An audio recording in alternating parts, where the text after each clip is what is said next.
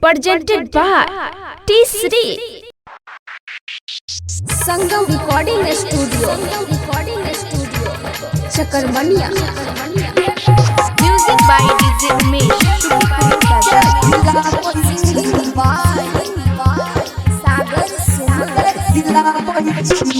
जखनी तो चलाइछि खोल के भिंडी लेटर गे जखनी तो चलाइछि खोल के भिंडी लेटर गे झलक भिंडी गेटर गे हेनु तो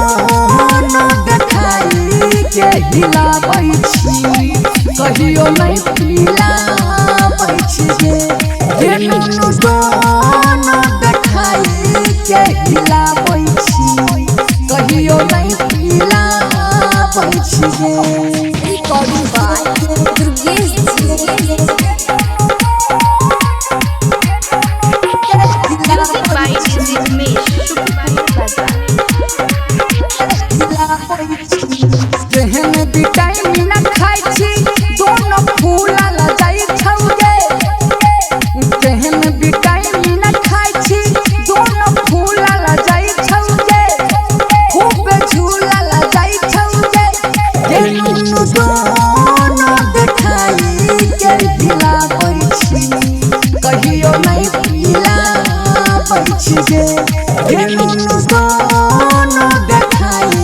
के हिलाबै छी कहियो नहीं पिलाबै छी गे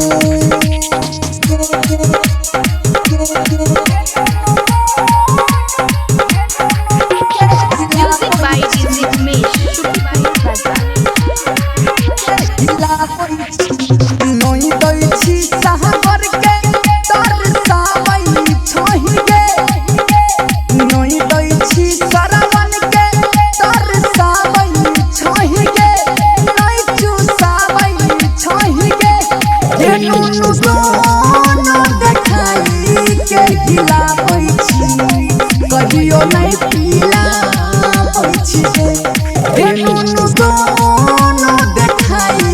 के हिलाबै छी कहियो नहीं पिलाबै छी गे Sangam Recording Studio Chakarmania